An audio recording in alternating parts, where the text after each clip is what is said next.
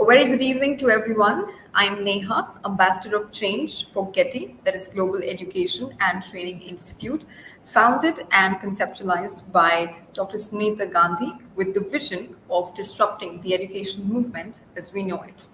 We have a lot of dimensions and themes under which we work, and I would like to play a very short video to help our audience and our guests today understand what we stand for, what our values are, and what is our mission in the long run.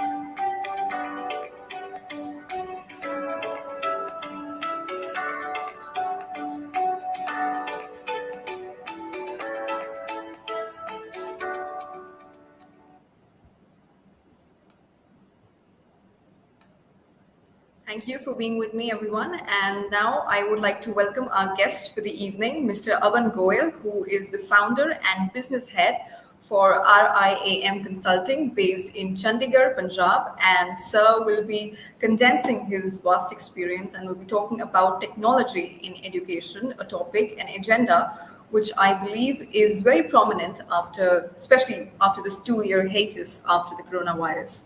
Thank you so much for joining us, sir. A very warm welcome to you. Thank you, Neha. Thank you. Thank you, everyone. And as Neha has mentioned, that my name is Avan Goyal. I am the business head for Edutainment, a company from Finland, which is actually introducing digital pedagogies in education. And I'm also a founder of Rhyme Consulting, which actually helps Edutainment companies across the world to bring in those technology in India as well. So I'll just touch upon few Oh, points about the theoretical background of digital learning and how we can map it with the practical examples. Using one example that I'll take, that how this company Eduten has introduced a digital program in education and how technology was used to make sure that students' learning never stopped, and it is far much better than the regular learning. So, if I talk about the technology, it's a vast word, and especially using in education, we need to be pretty sure where we have to use technology, how we have to use technology, and what will be the impact of technology. We have students from all types of backgrounds, be it economical background where the students don't have those gadgets, don't have those laptops. We have students where they are not able to read on the laptops, the younger ones who are in the kindergarten or the primary schools. And then we have the students with on the higher grades where they have so much of stress on the results, the academic results, so that they can make it to some good university or some higher levels. So here we have to always keep a balance, how we are using those technological tools in learning, in teaching, in assessment, or in any way. So this thing is very important, that we as teachers need to focus how and when we should use technology, and when does we should be using technology, and in how much time is actually to be used for technology. It's not like to completely switch on to technology. It's also not that we stay with those traditional teaching and learning methods. It has to be a blended or hybrid learning, as we have learned in this COVID time. So if I talk about a lot of learning methods which we have, which we are, some are traditional, some we have seen very modern and advanced levels, some are hybrid, some are blended. So here you could see some direct instruction is mostly that we which is happening from years, where the teacher teaches in the class physically to a class of 30, 40 students. Is a direct instruction what the teacher is teaching.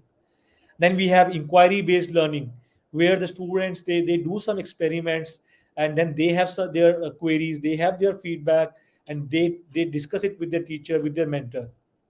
Group work is very important, because the students, when they learn in peers, they learn in a much faster way, and their horizon also grows. So if I am a student working in a group of four other students, so this 5 student group has different qualities, and when we all 5 work together, those all qualities tend to play for that particular project or that activity, and this will give me a good learning in terms of a peer activity. And then action based learning, doing by learning by doing, quite important aspect of new education policy or various education system across the world. And then we have worksheets, which are very important now. Again, here I would say that worksheets could be traditional, they could be using the technology as well. It could be something that you're doing online, it could be something you're doing on the laptop, or it could be using pen and paper. And then we have game based learning, a quite new concept, using gamification, how you can make students learn in a more fun way. That's the learning should be joyful. That's the prime aim of any education system, that the learning should be joyful.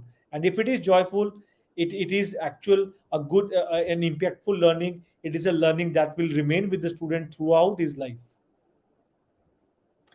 Yeah, I touched upon this thing, how much digital learning. So this is a very important part that has to be really taken care by the teacher, by the school management, the educators, even parents as well. So how much is required? We can't switch on to complete digital learning, where we are learning through online classes or through the videos, and then we are submitting our assignments online only. It has to be sometime online and some part of your learning as offline. So like this, uh, we would recommend that at school you do some learning, and then you come to home, and then you do learning at some home, and then there is some digital learning. So there are 3 aspects: learning at school, home, and your digital learning. So it has to be balanced, quite a way, that it should be around 75 minutes per week on digital platform, is what I would suggest, is what could be a right at learning for the students, especially the students below the grade 8 level. And if I talk about designing your technology inclusions in the learning in your schools or your with your students, it has to be revolving around this graph. So how you can plan it, what should be focused. So here you can see graph in which there are well defined goals, the tangent where it's going well defined goals, and there are unclear goals. So when you use technology, you have to make sure that you have well defined goals. To go towards those well defined goals, you need to see which projects, apps, tools you have to use. Whether it's a YouTube video, whether it's a Microsoft Zoom, or is Microsoft Studios, Zoom, or Google Meet, or could be any new CRM or the LMS that school is using. Then we have, it has to be mapped with the timing as well. How much usage is required for those tools and apps to be used? It should not be irregular use, that there is no routine. I see some videos today for the whole day, I don't do anything after 15 days. that's not a learning at all. And if I talk about regular use, I know that every week I have to log in for 1 hour and do this particular exercise or do this particular learning. I have to use this video. It has to be a well integrated solution, which is our goal, which is our ultimate goal, which will have well defined goals of using technology mapped with the regular use as well. That will be our ultimate goal, where we will be successful in implementing or in using technology in our education, which is helpful for the students, which is actually making their learning impactful. So if you have to make it as a regular use, as I just discussed it, that it has to be a regular use, you have to make it a routine. So that's very important for anything. You do your homework, you make your routine. Every day you have your routine to do your homework, your playtime, everything is linked to the routine. So you have to find for the technology as well how often it has to be used. Is it every day, 10 to 15 minutes? Is it twice a week for half an hour? Once in a week together for 60 minutes? Once in 2 weeks or 2 hours? Once in a month? So how often? That's very important. How much? So how much you should do? Should you be seeing the complete lesson video or doing all the lesson plan, or you should be splitting it to a different levels, or doing it one level first and the second level later? Where should be done? At home, school, both.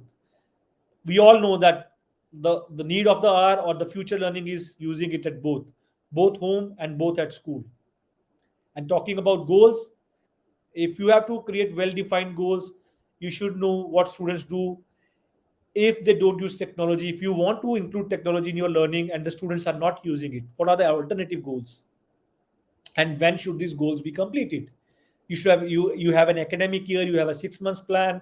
You know that when you should be looking at their analysis, you have to use their complete detailed analysis using this technology, and then follow those goals. So creating a new routine will need a very well planned effort. It will need a good amount of energy and your hard work, because routine, as you say, that is not built in just in over a day. It takes time to make it. That's why it's called a routine. So it's very important. And when you use technology, how it can help you in the education, I have an example for you, which is a platform called Finland Math from Eduten. It's a number one learning platform from Finland in terms of mathematics, awarded by UNESCO and UNICEF both, which is quite a achievement for this company.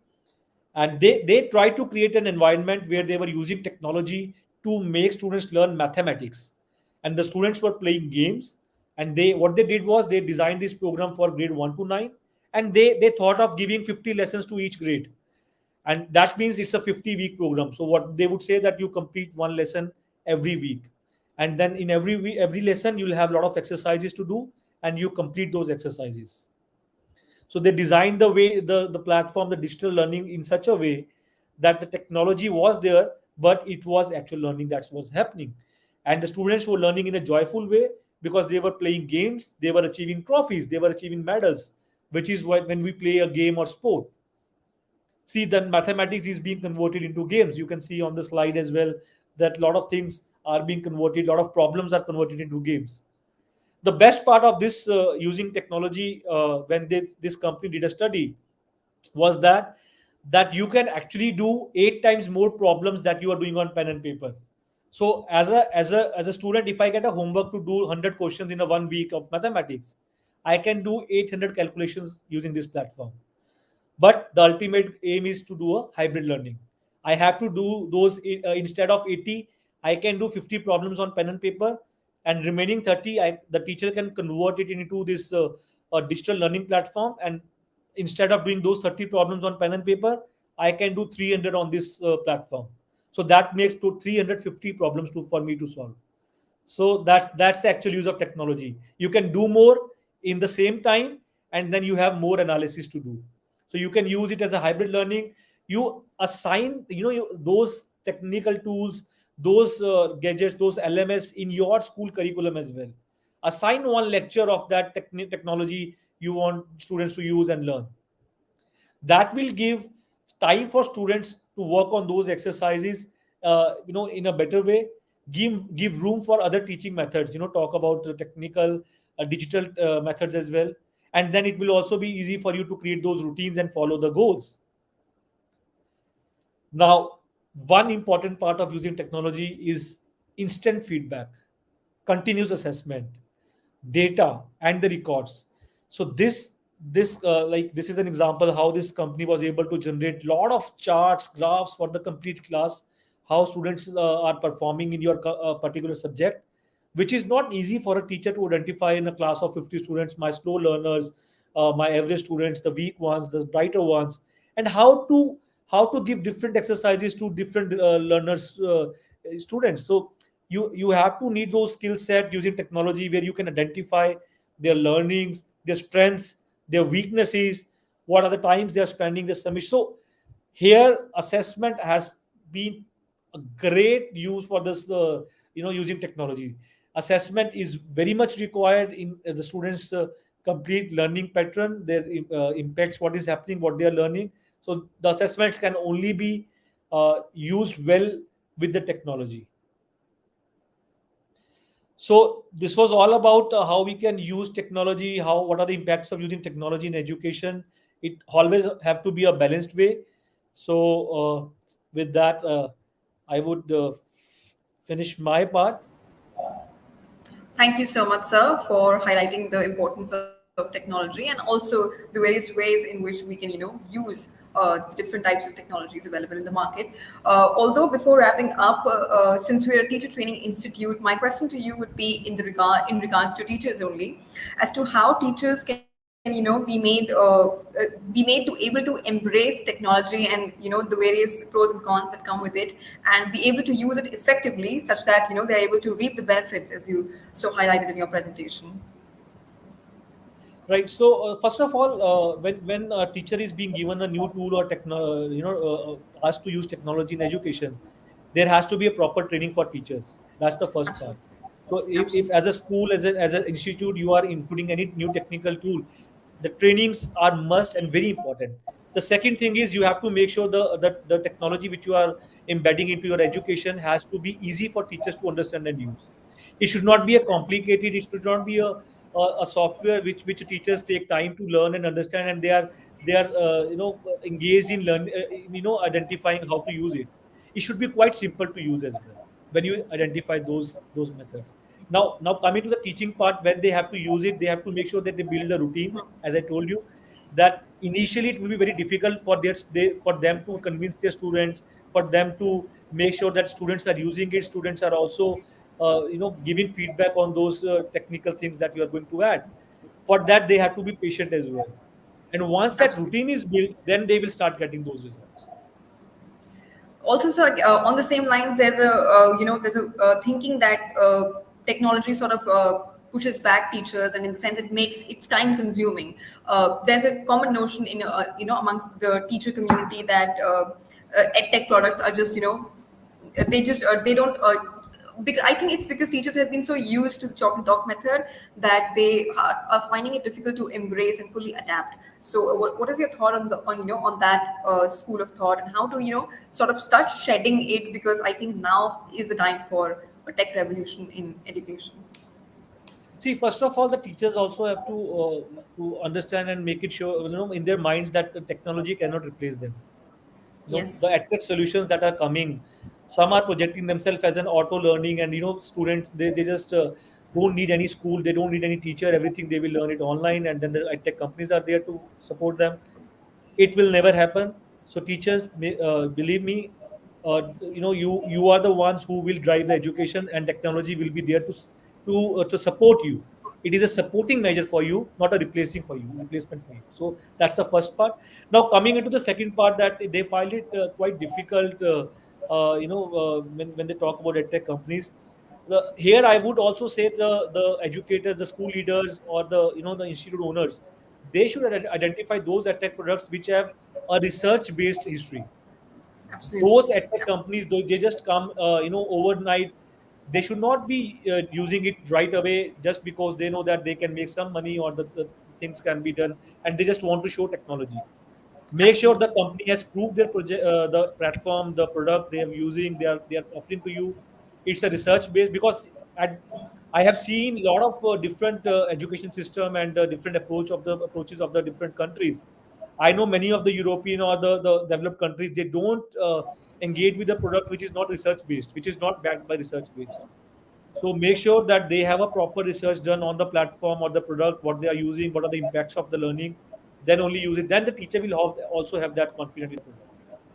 Absolutely. That's a very good thought, sir. And I think all the teachers or parents who are watching this will definitely take away something from the talk, and people who will watch will also find some value in the presentation that we just saw from you. And once again, thank you so much for joining us today, and I hope to see you again, sir. Thank you, Neha. Thank you. Thank you. Thank you. Thank you, Thank you. everyone. Welcome.